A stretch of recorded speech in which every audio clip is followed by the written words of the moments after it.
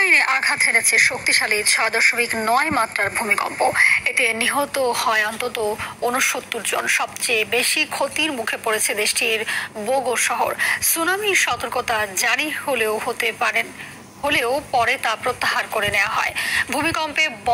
ভূমিকম্পের ফলে বন্ধ হয়ে যায় বিদ্যুৎ সরবরাহ, ক্ষতিগ্রস্ত হয় বহু ভবন। বোগো, সান রেমিজিও ও দানবান্তায়ান এলাকায় টেলিযোগাযোগ ব্যবস্থা ভেঙে পড়ার খবরও পাওয়া গেছে।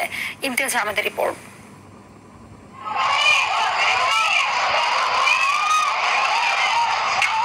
স্থানীয় সময় মঙ্গলবার রাত 10টার কিছু আগের মুহূর্ত এটি। এভাবেই কেঁপে ওঠে ফিলিপাইনের মধ্যাঞ্চল।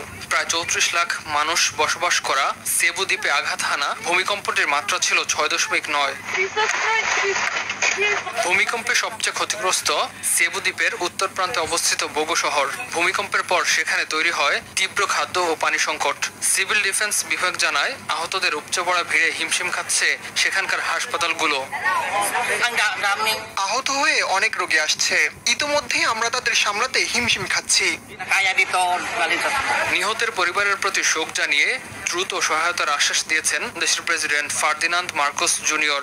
মন্ত্রিসভার সদস্যরা সরাসরি ক্ষতিগ্রস্ত এলাকায় ত্রাণ কার্যক্রম পরিচালনা করছেন বলেও জানান তিনি।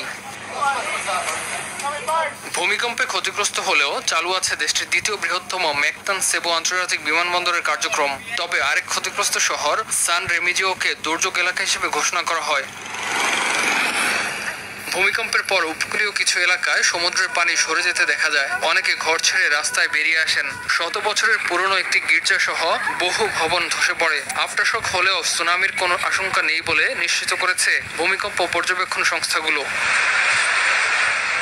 প্রশান্ত মহাসাগরীয় রিং অফ ফায়ার বা অগ্নিবলয়ে অবস্থিত ফিলিপাইনে প্রায়ই ভূমিকম্প আঘাত হানে। 2022 সালের জুলাই মাসে দেশটিতে আঘাত হানে 7 মাত্রার ভূমিকম্প। ইমতিয়াজ আহমেদ, RTV।